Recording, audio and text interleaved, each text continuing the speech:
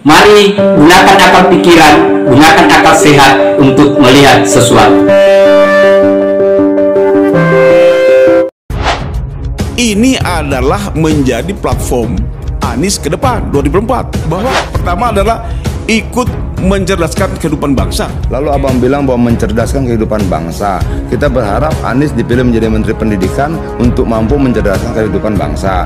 Tapi dalam prosesnya kemudian dia justru di reshuffle, dianggap gagal mencerdaskan kehidupan bangsa dalam periode itu. Lalu bagaimana ceritanya? Ini mungkin orang yang sudah gagal. Yang bisa potong itu bahwa Anies belum bisa katakan kalau dia baru setahun jadi menteri kan? Bukan bang. Bukan gagal, tapi mungkin lompatan pemikiran di bidang pendidikannya kejauhan. Bukan jadi orang takut gitu kan? Itu asumsi abang, faktanya di reshuffle. Oke lah, kita nggak mau bilang gagal. Reshuffle kan itu kan ada faktor lain. Ada faktor lain. Mungkin untuk Anies faktor-faktor yang lain. Terlalu cerdas, terlalu pintar, programnya bagus. Terlalu cerdas, terlalu pintar, programnya bagus. Terlalu cerdas, terlalu pintar, programnya bagus. Bukan Anies itu sudah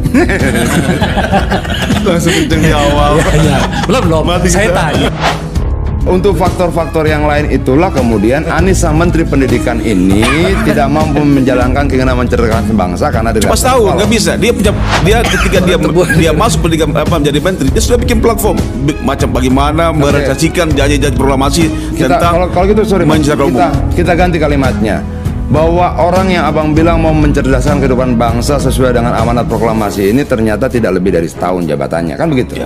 Langsung direshuffle oleh pemerintah, dianggap tidak mampu menjalankan. Bukan tidak mampu. Kalau tidak mampu tidak reshuffle. Karena mungkin ada persoalan mungkin Anies ini terlalu maju, terlalu pintar, terlalu maju, terlalu pintar, terlalu maju, terlalu pintar. Bukan Anies itu sudah. Anies itu adalah berpatokan kepada janji proklamasi. Sebentar dulu bang, biar kelar.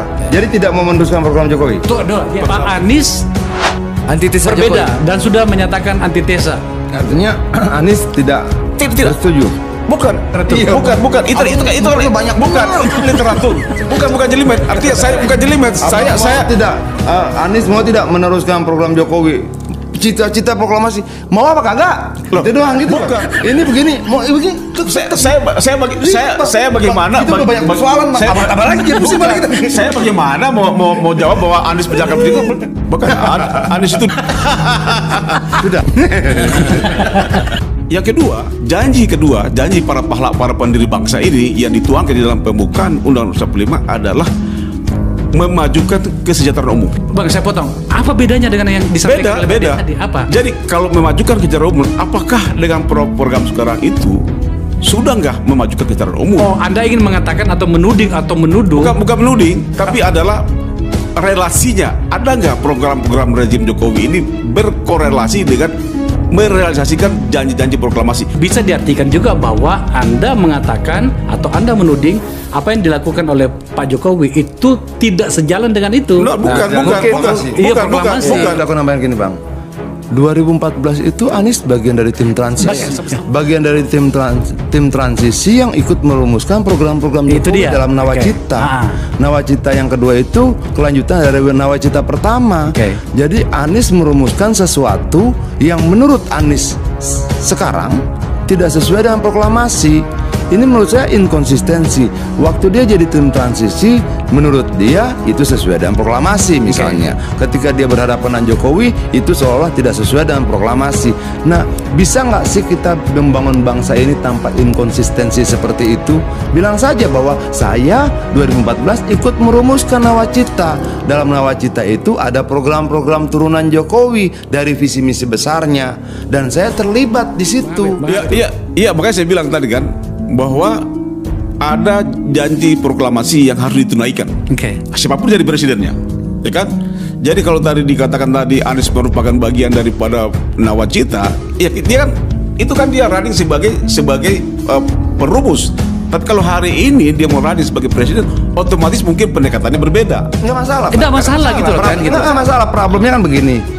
Anies tuh ikut nggak menyusun Nawacita di tim transisi? Ikut. Kalau dibilang kan pertanyaan abang kan sederhana. Adian, menurutmu Ganjar melanjutkan program Jokowi nggak? Ngelanjutin. Begitu tanya ini kembali ke cita-cita proklamasi. Oke, setuju, tidak ada yang menolak itu. Orang kita berdiri atas proklamasi itu. Oke.